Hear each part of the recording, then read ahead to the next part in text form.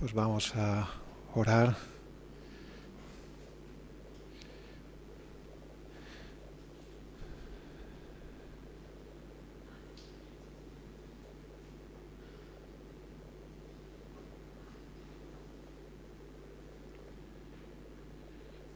Señor, una palabra tuya basta.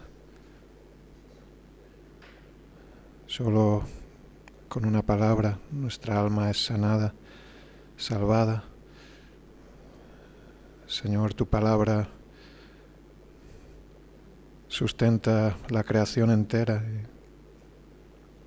y nuestras vidas. Y te rogamos que tengas misericordia, nos hables esta mañana y tú recibas la gloria, Señor. En tus fuerzas y en tu espíritu sea hecha la obra. En el nombre de Jesús. Amén. Amén.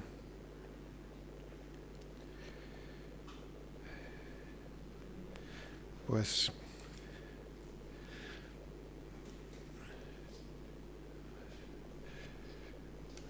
estamos creciendo por la gracia de Dios, porque nuestra vida ya no es nuestra, es suya. Y Él es quien da crecimiento a su iglesia, Él es quien edifica su iglesia. Él dijo, yo edificaré mi iglesia, las puertas del Hades no prevalecerán contra ella. Y así es, eso es la verdad. El Señor está edificando a los que ya ha llamado y está llamando a aquellos por los cuales Cristo murió en la cruz. Y hermano, si te consideras mi hermano, tienes un privilegio que no puedes ni imaginar, ni yo puedo imaginarlo, de ser contados entre aquellos que han sido comprados, redimidos por la sangre de Cristo. Y esas verdades que sabemos, que conocemos, que oímos tantas veces, necesitamos volver a oírlas, que el Señor transforme nuestras vidas, porque, sabéis, estas luchas que decíamos al principio, todos tenemos luchas, dificultades, porque todos necesitamos crecer en nuestra relación con Dios. Estamos en un mundo lleno de pecado, pero nosotros seguimos teniendo esa lucha, esa contradicción a veces, ¿no?, entre lo que sabemos, lo que creemos, en lo que confiamos y lo que vivimos. Me encuentro a veces en mi propia vida, ¿no?, viviendo situaciones o teniendo actitudes que no son de un cristiano, no son de un hijo de luz. ¿Qué pasa aquí, no? Necesito más del Señor en mi vida, menos de mí y más de Él. Por eso esta serie, ¿no?, sobre la oración, Jesús y la oración, algo tan sencillo, tan básico. Tenemos que orar. Pues claro. Tenemos que reunirnos para orar. Pues claro. Pero no lo hacemos. O no lo hacemos como debiéramos. ¿Qué pasa aquí, no? Estamos cediendo ante la lucha. El pecado está ganando terreno. ¿Puede ser posible eso en un cristiano? En un no cristiano, pues claro que sí. O en uno que se dice cristiano pero no lo es, pues claro. Pues el pecado tiene dominio total. Eres esclavo del pecado si no te has convertido de verdad. Pero si te has convertido de verdad, estás en una lucha, no contra carne y sangre, sino contra principios, contra principados y potestades, contra huestes de maldad que quieren apagar el espíritu en ti.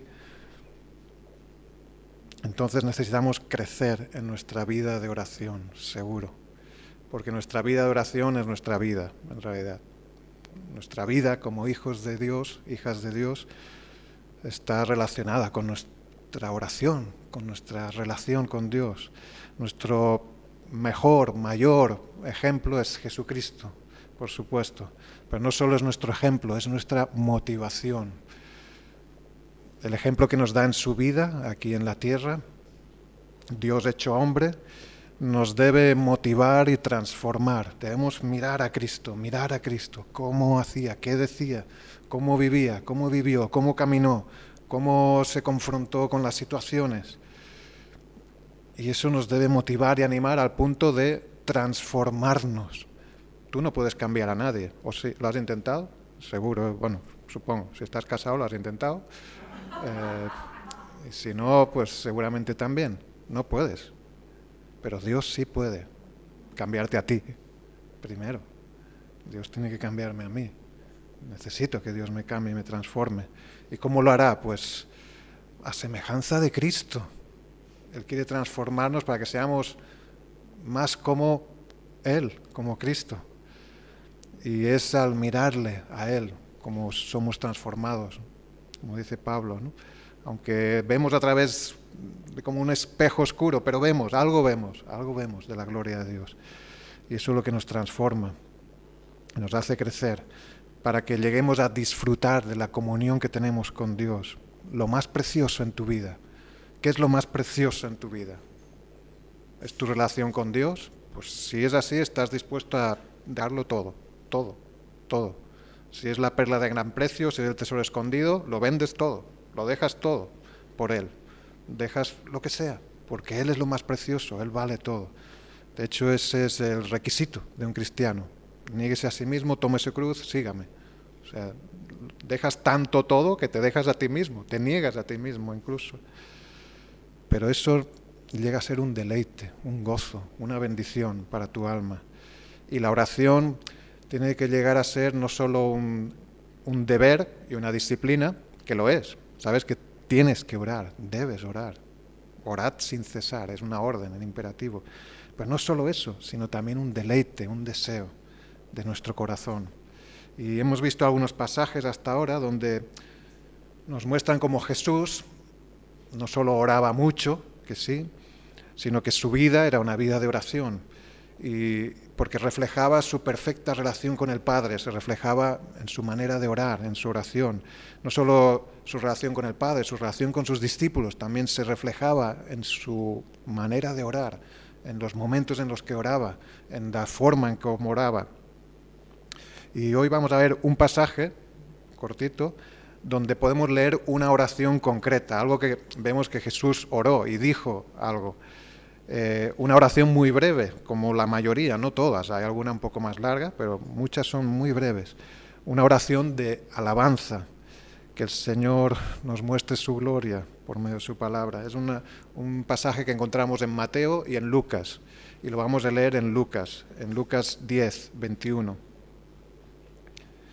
Si lo buscáis, Lucas 10, 21.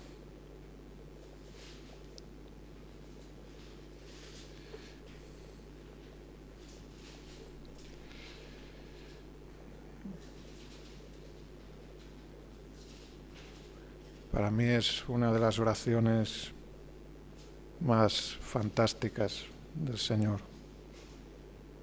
No solo por lo que dice, sino por lo que hace.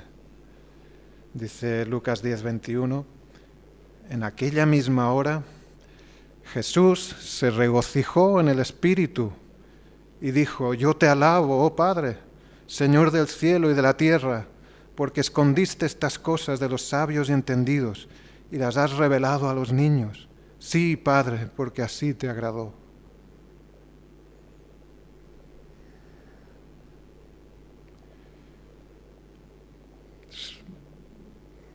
Vamos, si no te impresiona esto, es que no lo has leído. Bueno, lo has leído, pero no te has fijado en lo que leías. Hermanos, si eres su hijo, este versículo no nos lo acabaremos nunca. Es demasiado profundo, demasiado grande, demasiado asombroso. Aquí tenemos una descripción que Lucas, inspirado por el Espíritu Santo, nos da de algo que pasó en una hora, en un momento concreto. ¿Te imaginas? Jesús se regocijó, se alegró mucho y dijo y alabó al Padre de una voz audible. Impresionante, nuestro Señor, Dios hecho hombre, regocijándose, alegrándose. Para mí fue una de las cosas que me atrajo al Evangelio,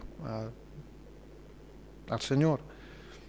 El saber, el pensar que Dios puede alegrarse, Dios se alegra, se regocija. Mi imagen durante años, o no muchos, no había vivido mucho todavía, de Jesucristo era una imagen de un crucificado, triste, desagradable la imagen, ¿no?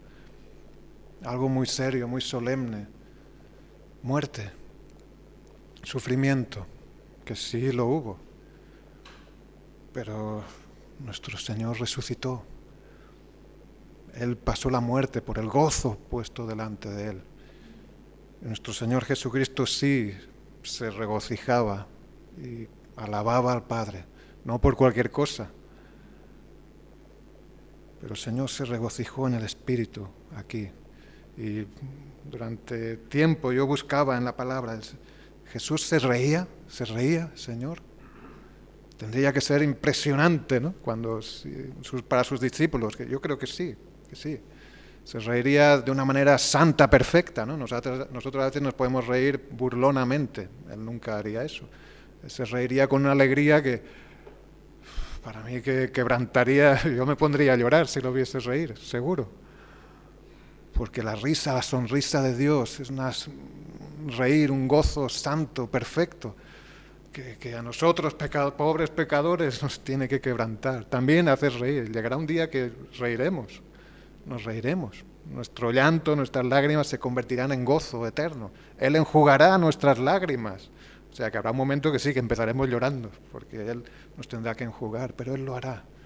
Y nos reiremos y nos gozaremos. Pero aquí en la tierra ya hubo momentos en que se vio la risa, la sonrisa, el gozo de Cristo, del Santo. Qué pasaje más glorioso, ¿no? Que el Señor nos ayude a adorar a nuestro Dios, a maravillarnos de quién es Él. Dice la palabra en original, el sentido de la palabra se regocijó en el Espíritu.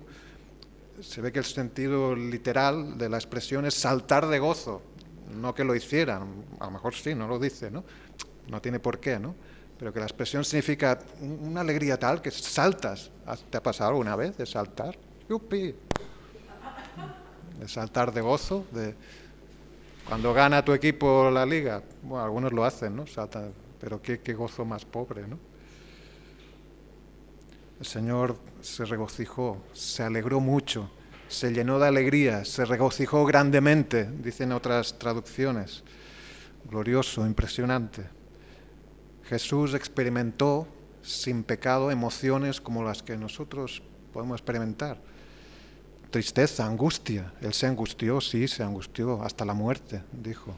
Mi alma está angustiada hasta la muerte. Hubo momentos de gran angustia, de gran dolor, pero también de gozo, de alegría. Qué bueno es el gozo del Señor. Creemos en un Dios que se regocija, que se alegra. Gloria a Dios. No hay otro Dios así, busca.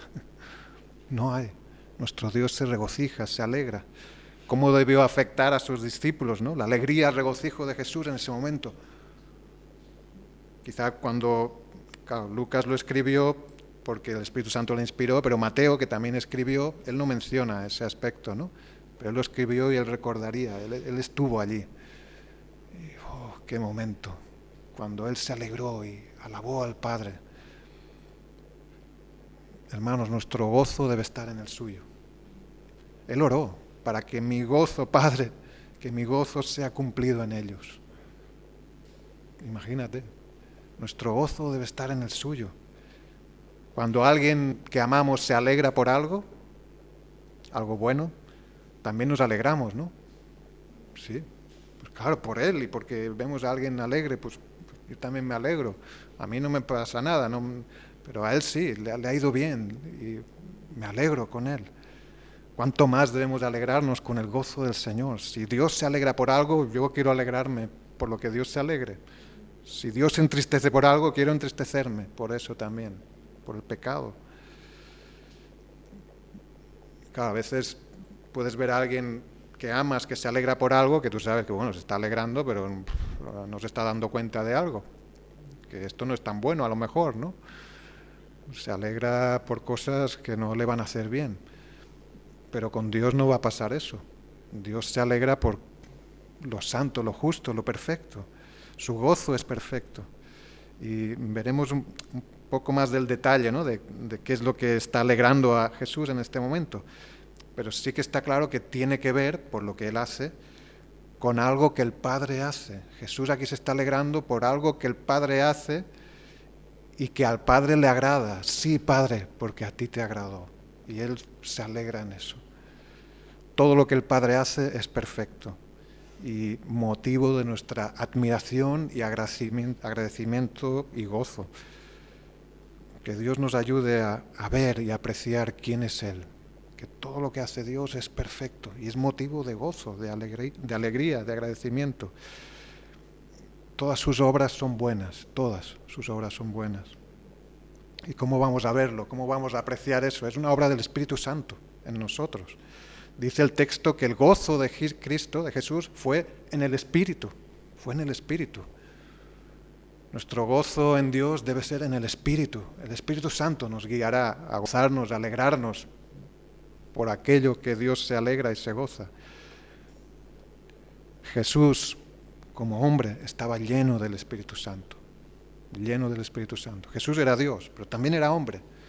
En su naturaleza humana estaba lleno del Espíritu Santo. Así como todo cristiano es llamado a ser. Efesios 5:18. No os embriaguéis con vino en lo cual hay disolución. Antes bien, sed llenos del Espíritu. Sed llenos del Espíritu. Debemos buscar esa llenura del Espíritu Santo. Debemos desearla, buscarla. Que sea el Espíritu Santo quien me llene. Señor, lléname de tu Espíritu. Si vosotros siendo buenos, siendo malos, sabéis dar cosas buenas a vuestros hijos, ¿cuánto más vuestro Padre que está en los cielos os dará lo que le pidáis? Y el Espíritu Santo. Hasta Jesús mismo dice, eso es lo que debéis pedir, porque eso es lo que el Padre quiere daros. Y Pablo recuerda en Efesios que debemos ser llenos del Espíritu. El gozo, la alegría de Jesús fue en el Espíritu, en esa comunión perfecta con Dios, donde todos los frutos del Espíritu se manifestaban a la perfección. ¿Cuál es el carácter de Cristo? ¿Cómo es Jesús? Pues Él es todo amor, todo gozo. El segundo en la lista, que es rápido, ¿no? Los frutos del Espíritu son amor, gozo, paz, paciencia, bondad, benignidad, mansedumbre, fe, templanza. Y en Cristo se manifestaban esos frutos. Pero en nosotros, esa es la obra del Espíritu Santo, que esos frutos se manifiesten. Esa es la obra de Dios en el cristiano, producir los frutos del carácter de Cristo. Amor, gozo, paz, paciencia. Y ese es su deseo, el deseo del Señor. En su oración, ¿no? Lo que decía antes. Jesús dice al Padre, Padre, yo ahora voy a ti. Y hablo esto en el mundo, todavía estoy aquí. Y lo hablo para que tengan mi gozo cumplido en sí mismos. Esa es nuestra fuente de motivación para nuestra vida de oración. El Señor quiere que yo esté gozoso. ¿Cómo lo voy a estar? Acercándome a Él, gozándome en lo que Él se goza, contemplándole, meditando, buscándole a Él. ¿Cómo lo hago? ¿Qué pasa si no siento ese gozo? Es en el Espíritu, es en el Espíritu Santo. Pablo dice en Tesalonicenses, no apaguéis el Espíritu. En Efesios, y no contristéis al Espíritu Santo. ¿Por qué nos dice que no apaguemos al Espíritu Santo y no le contristemos? Porque hay la posibilidad de hacer eso. A mí me parece increíble. Bueno, no es increíble, es creíble porque lo dice y es así. Pero me parece impresionante. Yo tengo la posibilidad de apagar el Espíritu en mí, de bloquear algo que Dios quiere hacer en mí. Claro, Dios es soberano, hará lo que quiera, independientemente de lo que yo piense o decida. Pero Él ha decidido hacernos responsables. Y Él ha decidido que tengamos que asumir consecuencias de decisiones que tomamos. En su soberanía, Él ha decidido esto. Así que, ¿puedo hacer cosas que contristen a Dios? Pues sí, lo sé, por experiencia. Sé que aún siendo redimido por Dios puedo ofender a mi Señor.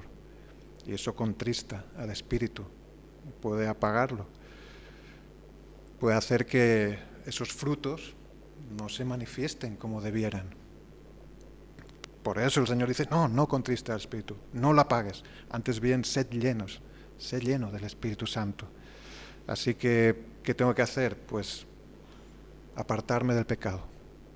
Lo único, el único obstáculo, la única cosa que se puede interponer entre tú y Dios es el pecado, en cualquiera de sus formas. Tiene muchas. Apártate del pecado, por favor. Me lo digo a mí también. Yo a Miguel, apártate del pecado, en cualquiera de sus formas. No juegues. No estés ahí al borde. No hagas concesiones. Sed santos, como vuestro Padre que está en los cielos es santo. Santos, no medio santos, no un poco santos, no, santos. Santos. No juguemos, no podemos, no debemos, no nos conviene, no queremos. El Señor ha puesto su Espíritu en nosotros, que nos anhela ardientemente y produce en nosotros ese deseo de Señor, a ti quiero dar la gloria. A ti quiero dar la gloria.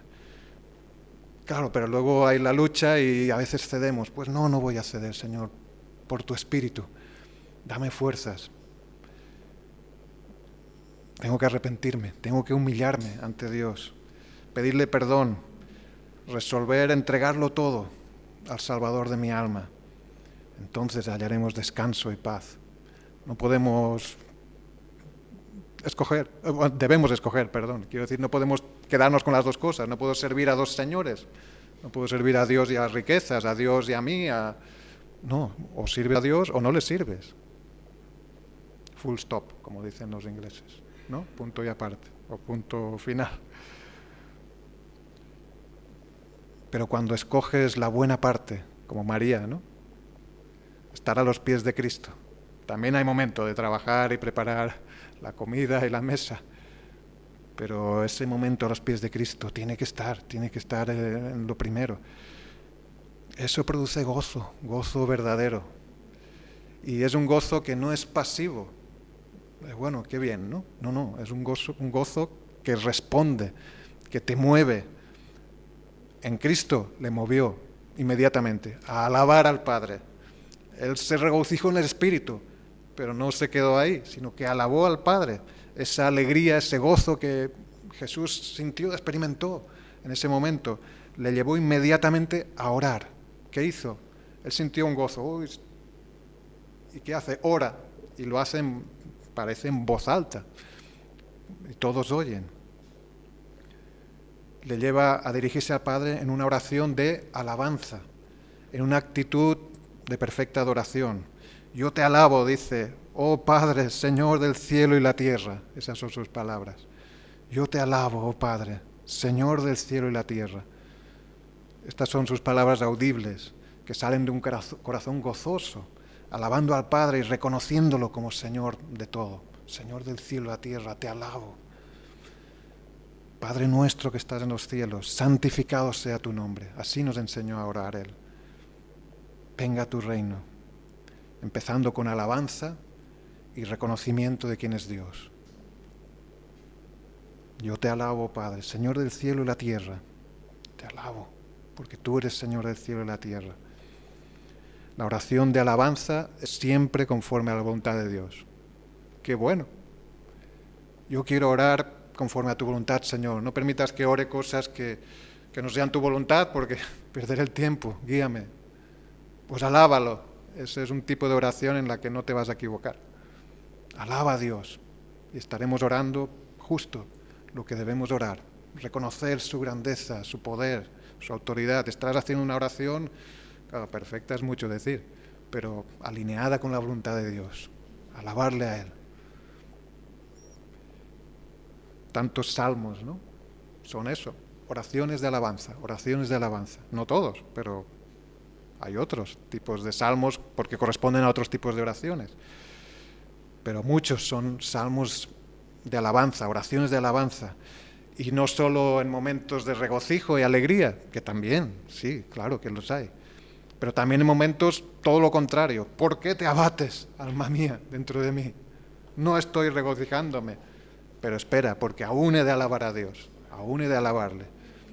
Aún en momentos de tristeza puedo alabar a Dios. Debo alabar a Dios. Debería. Decirle a mi alma, no, no, no te abatas. Alaba a Dios, porque Él es digno.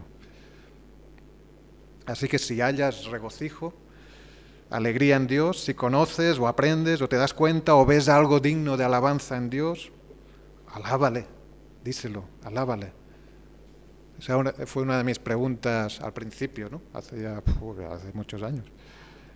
Le pregunté a un hermano, un anciano en la iglesia, no de edad, ¿no? Pero tenía una responsabilidad en la iglesia. Esa era mi pregunta de joven. ¿Por qué decirle a Dios lo que ya sabe? Él ya sabe que es bueno, es digno, es glorioso. ¿Por qué tengo que decírselo si ya lo sabe? Estoy diciendo algo que es obvio. Y él me dijo, es que tú necesitas decírselo. Tú lo necesitas. ¿Por qué tengo que decirle que le amo si ya sabe que le amo? Porque tú necesitas decirle que le amas. Porque tú tienes que mover tu corazón hacia esa verdad. Tú sabes que le amas, pero ¿le amas? ¿Con todo tu corazón, toda tu alma, toda tu mente, todas tus fuerzas, todo el día? No, lo necesitas. Sí, esa es una verdad. Le amamos. Estamos agradecidos, pero nuestra vida debe alinearse todo con eso. Mis reacciones, mis actitudes reflejan que amo a Dios con todo mi corazón. Pues no, si me filmaseis todo el día y pasásemos la película aquí, diríais, Miquel, no, ahí has metido la pata. No, esa actitud no demuestra que amas a Dios con todo tu corazón, toda tu alma, todas tus fuerzas. Pero quiero hacerlo, de verdad, quiero hacerlo. Entonces, una manera de ir hacia ahí es decírselo.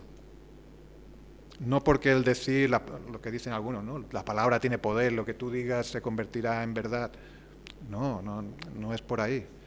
Es porque yo quiero confesar la verdad que hay en la palabra y quiero al mismo tiempo que confieso pedir ayuda a Dios. Señor, te amo, ayúdame a amarte.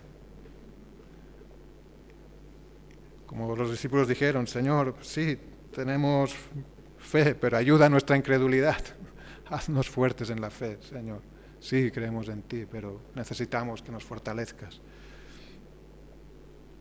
Así que alábale. Si en algún momento eres consciente de su misericordia, de su bondad, alábale. Y eso lo somos. Somos conscientes de que Él tiene paciencia con nosotros, pero mucha. Pues alábale.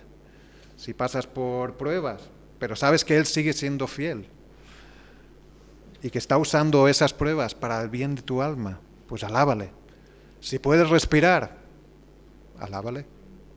Todo lo que respira, a Dios, alabe a Dios. Pues yo respiro de momento y cuando deje de respirar aún le alabaré más.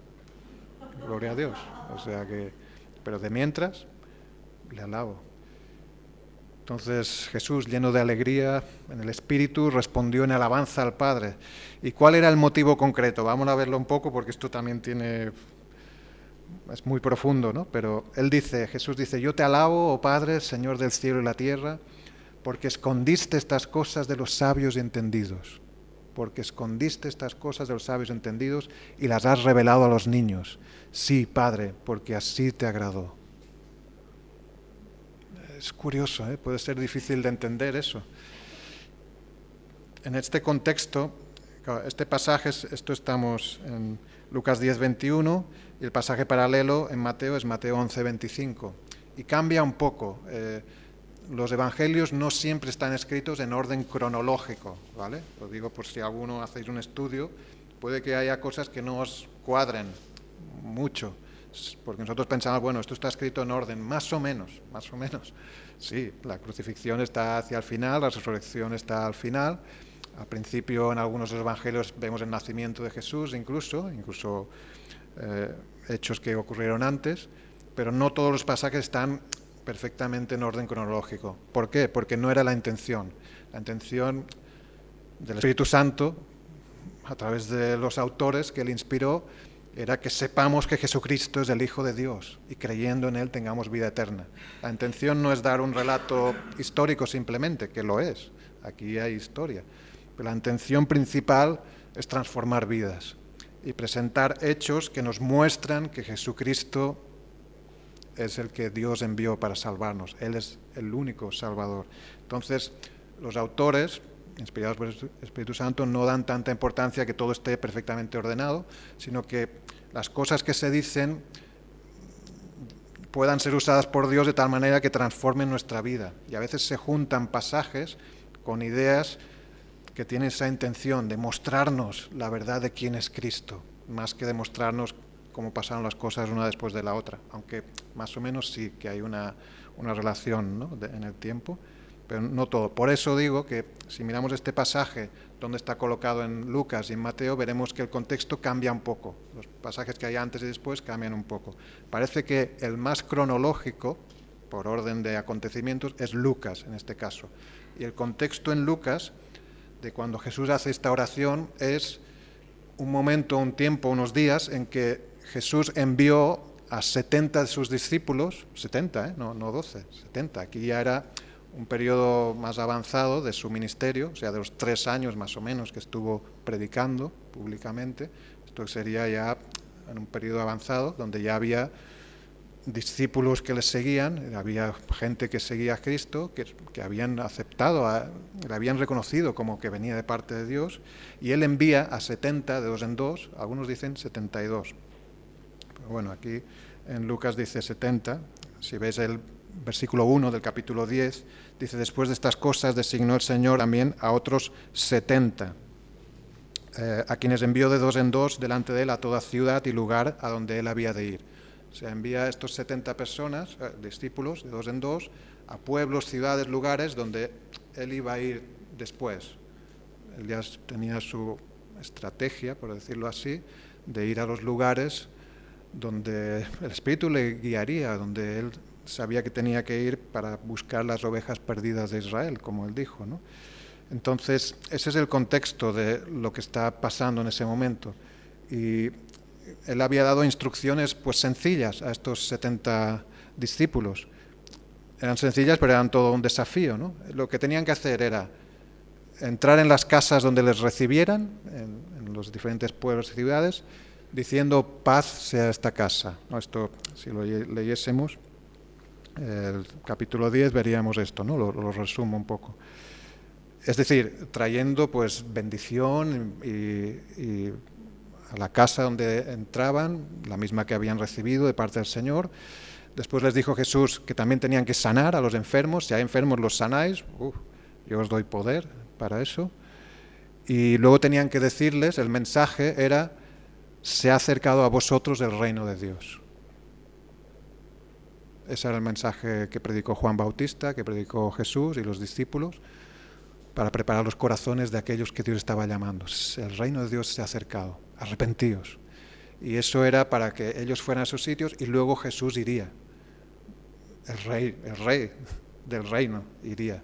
Imagínate si se ha acercado el reino de los cielos a vosotros, que el rey va a venir, o sea, el rey en persona. Entonces, regresan estos 70, después de, no especifica el periodo de tiempo que estuvieron, pero regresan a Jesús y por el informe que les dan, sabemos que todo lo que hacían, lo hacían de parte de Jesús, dice en el nombre de Jesús. Dice en el versículo 17 del capítulo 10 de aquí de Lucas, dice: volvieron los 70 con gozo. Mira, con gozo también. O sea, aquí había un gozo que Jesús vio y que eso le llevó a su propio gozo también, ¿no? Vio que venían con gozo, diciendo: Señor, aún los demonios se nos sujetan en tu nombre, en tu nombre. O sea, que ellos iban en el nombre de Jesús a hacer lo que Jesús les había encomendado. Aunque, claro, ese gozo Jesús lo corrige ese gozo y les dice, mira la respuesta que les da Jesús, ¿no? En el versículo 18, dice, les dijo, yo veía a Satanás caer del cielo como un rayo. Porque ellos les hablan de los demonios se sujetan en tu nombre. Les dice, los demonios, yo vi a Satanás caer del cielo como un rayo. He aquí os doy potestad, les dice, de hollar serpientes y escorpiones y sobre toda fuerza del enemigo y nada os dañará. Sí, los demonios se os sujetan en mi nombre porque yo os he dado ese poder, esa autoridad. Pero, dice, no os regocijéis que los espíritus se os sujeten. No, ese no debe ser vuestro gozo, sino regocijaos de que vuestros nombres están escritos en los cielos. De eso sí, podéis alegraros, regocijaros, ese es vuestro mayor gozo, lo otro no. Es decir, no os regocijéis de lo que vosotros podéis hacer ahora, sino de lo que Dios ha hecho. De eso sí. Sí, vosotros ahora podéis hacer cosas, y bueno, está bien, pero el regocijo mayor, el gozo mayor, es en lo que Dios ha hecho, a Él. Debemos dar toda la gloria y nuestro gozo debe estar en Él. Sí, hay cosas que nos alegran, que podemos hacer y uy, qué bien, gracias a Dios. Pero nuestro gozo está en que nuestros nombres estén escritos en el libro de la vida, es decir, en la salvación, Este es nuestro mayor motivo de gozo, regocijo, alabanza. ¿Tienes problemas? Sí. ¿Pero tu nombre está escrito en los cielos? Sí, creo que sí. Porque la palabra me lo dice. Pues eso es mi mayor motivo de regocijo, de gozo. Y es en esa línea que Jesús se goza y se alegra. Ese es el motivo de su gozo. Y él alaba al Padre. El motivo es porque escondiste estas cosas de los sabios entendidos y las has revelado a los niños. Sí, Padre, porque así te agradó. Es en la línea de lo que Él les dice, en lo que se tienen que regocijar, en su salvación, en lo que Dios ha hecho. Y aquí Jesús está regocijando en lo que Dios ha hecho, en lo que a Dios le ha agradado. Jesús está hablando de lo que Dios hace al salvar a pecadores, cosas que llevan a la salvación. De lo que hace Dios para que personas crean que el reino de los cielos se ha acercado y se conviertan. Es decir, Jesús está alegrando en el Evangelio mismo, en la verdad del Evangelio, que Dios salva a pecadores. Eso es lo que está trayendo gozo a Jesucristo. Ese Evangelio que en Él se va a ir revelando completamente. Jesús les dice, alegraos de que vuestros nombres están escritos en los cielos. Y como ya eran salvos y Jesucristo no había muerto todavía en la cruz. No, pero iba a morir. Él iba hacia esa cruz. Y eso iba a ser completado. Y la salvación de ellos dependía de esa cruz. Dependía de ese sacrificio sustitutorio de Jesucristo en la cruz. Pero Jesús ya está viendo fruto de su propio sacrificio que todavía históricamente no se ha cumplido, pero se va a cumplir sin lugar a dudas, eso es imparable. Y Él ya está viendo el fruto, personas que se están convirtiendo. Nos puede sonar un poco extraño, ¿no? Que Jesús se alegre de que el Padre haya escondido, como dice, estas cosas de los sabios. Pero la realidad es que a causa de nuestro pecado, estas cosas están escondidas a todos. Nadie. Cosas que ojo no vio, ni oído ha oído, ni han subido en corazón de hombre. Esas son las que Dios había preparado. Nadie hubiera podido ver si Dios no nos hubiera abierto los ojos. Pero Dios la ha revelado a los niños, dice, y la mantiene escondida a los sabios y entendidos. No a los sabios con sabiduría que viene del temor de Dios, no, claro, no está hablando de esa sabiduría. Está hablando de los que se creen sabios en su propia opinión, que endurecen su corazón al oír la voz de Dios, que no responden, porque están muertos en sus delitos y pecados, no responden al llamado de Dios. El Espíritu Santo no está quebrantando, pero Dios las ha revelado a los niños, no en el sentido de niños de inmaduros o de niños de edad, de niños de 4 años, sino aquellos que reconocen como niños su dependencia del Padre. De aquellos que se humillan ante el Santo y reciben su salvación. Es una obra del Espíritu Santo que convence de pecado y nos guía a responder en arrepentimiento y fe. Ese es el motivo del gozo y la alabanza de Jesucristo, el mismo Evangelio. La salvación de pecadores que Dios salva por los méritos de Cristo, por su muerte en la cruz, por nuestros pecados. Por eso dice Hebreos, Jesús, el autor y consumador de la fe, el cual por el gozo puesto delante de Él sufrió la cruz. Ese gozo es el mismo que experimenta aquí, el gozo de saber que el Padre salva a pecadores. Ese es el mayor motivo de nuestro gozo, la salvación por Cristo. Y esa es una fuente inagotable, eso no se agota. ¿Tú sabes qué significa que Jesucristo murió por tus pecados? Más o menos sabemos qué significa. ¿Sabes lo que implica? ¿Sabes qué áreas de tu vida afecta? ¿Que Jesucristo murió por tus pecados? ¿Afecta a tu matrimonio eso? Pues, por supuesto. ¿Afecta a tu trabajo? Sí, por supuesto. ¿Afecta a tu manera de ir al instituto? Sí, debería. Debe afectar. Jesucristo murió por mis pecados. No tiene sería totalmente diferente que si yo no supiera esto, que si no fuera verdad esto. ¿Por qué? Porque tengo una esperanza, porque tengo una seguridad, porque tengo una paz, un gozo, porque soy salvo, porque soy libre de hacer la voluntad de Dios. La libertad es hacer aquello por lo cual hemos sido creados. No es hacer lo que me da la gana. Eso es una esclavitud impresionante, porque lo que te da la gana es pecado, básicamente. Cuando Dios cambia tu corazón, te da un nuevo deseo de adorarle a Él. Y eso es nuestro mayor gozo. Las implicaciones de que Jesús murió por tus pecados son muchas, muchas, y lo afectan todo. Y en eso debemos crecer. En conocimiento, en gozo, en admiración, en agradecimiento. ¿Dónde está tu gozo? ¿Dónde está tu alegría? Que esté en el Señor, que esté en el Señor. Conócelo, maravíllate, asómbrate de su misericordia, de tu bondad para contigo. ¿Te das cuenta cuánta paciencia? ¿Cuánta misericordia? ¿Cuánta bondad tiene para contigo? Él es Dios, Él es Dios. Pero te ama, te ama, te ama. Con un amor que no puedes imaginar. Jesús mismo dice, el Padre mismo os ama. Y yo os amo, os amo. Ese amor es incomparable, es perfecto, Él te ama. No puedes evitarlo, no puedes cambiarlo. ¿A mí? Sí, a ti, te ama. El Señor te ama. Mira a Cristo. Dice 1 Pedro 1:8, a quien amáis sin haberle visto. Uy, tenemos mucho mérito, le amamos sin haberle visto, ¿no? A veces se puede tomar así. No, ellos le amaban porque le veían, nosotros no. Tenemos más mérito, no. El mérito es de Dios, que ha puesto ese amor en ti para que tú lo ames aún sin haberlo visto. Pero tú lo amas, porque Dios ha hecho un milagro en tu vida.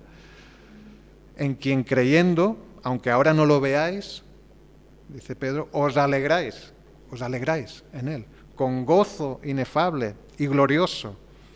Os alegráis en Él, con gozo. Así que alégrate en Él, alégrate por quién es Él, porque el único camino, verdad y vida es tu camino, tu verdad y tu vida. Gloria a Dios. No hay otro camino, pero es tu camino, ¿sí o no? Algunos sí.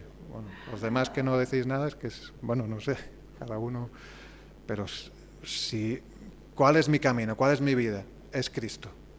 Pues gloria a Dios, es que no hay otro. Estás en el único camino que vale. Pues eso es motivo para alabar a Dios, para que nuestra oración sea oración de alabanza. Alaba a Dios por tu salvación. Nunca será suficiente. Nunca le habremos dicho gracias, como las muchas gracias, me hace esa expresión de Justin, tan de Justin, ¿no? Las muchas gracias.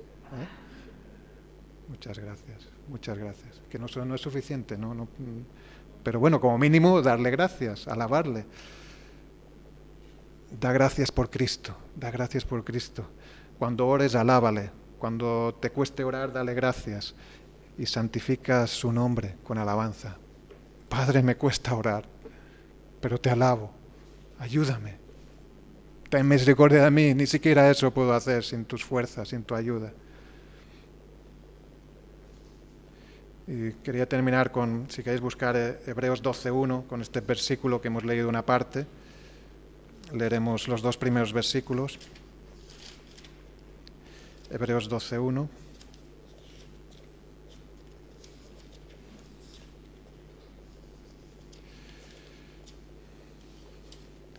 Después de mostrarnos, Hebreos, el gran ejemplo de Cristo y cómo ese ejemplo transformó vidas de tantos que Dios llamó, incluyéndonos a nosotros ahora.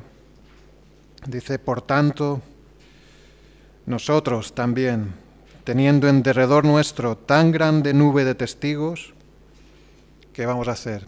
Pues eso, hay una cosa que debemos hacer. Despojémonos de todo peso y del pecado que nos asedia. Hermano, despójate de todo peso y del pecado. ¿Hay pecado? Pues quítalo. Eso mata. Eso mata tu comunión con Dios. Eso mata tu relación íntima del Espíritu que te anhela ardientemente. Despojémonos de todo peso del pecado que nos asedia. Te asedia. Esto va a ser así, va a seguir siendo así. No es algo que me despojo hoy y mañana ya tranquilo. No estarás tranquilo. Te volverás a asediar, tendrás que despojarte. Pero el Señor nos ha dado poder para eso. Tenemos victoria en Cristo, más que vencedores. Nada nos puede separar de su amor, pero tenemos la responsabilidad de tomar buenas decisiones. Dice, y corramos con paciencia, que es, yo corro impaciente. No, corre con paciencia. Necesitas a Dios para correr con paciencia, porque nosotros corremos con impaciencia, lo nuestro. Venga, los 100 metros, o si puede ser los 2 metros, así llego antes. No, son kilómetros, así que corre con paciencia. O sea, vive paso a paso la vida que Dios te da, con paciencia, la carrera que tenemos por delante. Pero eso tiene que estar, puestos los ojos en Jesús. Ese es el punto de mira. Ahí. Eso es lo que hará que no nos desviemos. Puestos los ojos en Jesús. En estos pasajes que estamos viendo, cuando Jesús ora, cuando Jesús se alegra, pues en eso quiero alegrarme yo también. De que Dios salva a pecadores.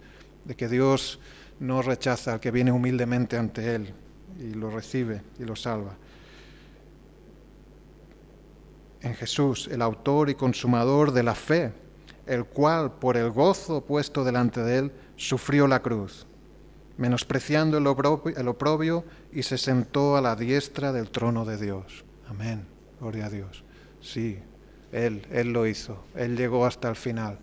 Pues nosotros, por su gracia, vamos a perseverar hasta el final. Por su poder en nuestras vidas, porque Él nos va a preservar. Vamos a sufrir si hace falta. Que sí. Ya el Señor nos adelantó que sí. En el mundo tendréis aflicción, pero esa aflicción se convierte en gozo que va fortaleciendo nuestra vida con el Señor. Así que el Señor nos ayude, nos guíe en este tiempo probablemente de pruebas que estemos pasando, pero donde el Señor está siendo muy bueno con nosotros, muy bueno y digno de alabanza. Amén. Vamos a orar. Señor, te damos gracias por tu gran amor, por tu misericordia, y te rogamos que nos ayudes, Señor. Ayúdanos, Señor. Ayúdanos a poder contemplar quién eres tú, Señor, poder maravillarnos, poder gozarnos en lo que tú te gozas. Señor, no queremos reírnos con el mundo, Señor, sino reírnos contigo, Señor. Señor, perdónanos y límpianos, Señor. Ayúdanos a, sí, quizá no ser, tampoco caer en legalismos y en sobriedades que no convienen, pero sí en ponerte a ti en primer lugar, Señor, en buscar primeramente tu reino y tu justicia, Señor, sabiendo que en ti está nuestra delicia. Que así sea, Señor. Te ruego por cada uno de mis hermanos aquí, Señor, los que no han podido venir, que en estos días, Señor, tú te reveles a nosotros de formas que transformen nuestros corazones, Señor, nos ayuden a desear buscarte, Señor, y darte la gloria. Perdónanos y límpianos de todo pecado, Señor, y ayúdanos a reconocerte en todas nuestras actitudes, nuestras situaciones, pruebas, Señor. Ayúdanos, Señor. Obra en nuestros entendimientos para que podamos, Señor, entregarlo todo a ti, ponerlo todo a tus pies y seguir creciendo en alabanza, en adoración a ti, Señor. Oh Señor, que se haga tu voluntad, te lo pedimos en nombre de Jesús. Amén, amén, amén. ¿Es que tenéis 4 minutos todavía? ¿Sí? Es que había preparado una canción, hemos cantado una de no sé si una o más de una, de Samuel Barceló, un hermano que apreciamos y que el Señor usa, y tengo preparada una para que pongamos aquí.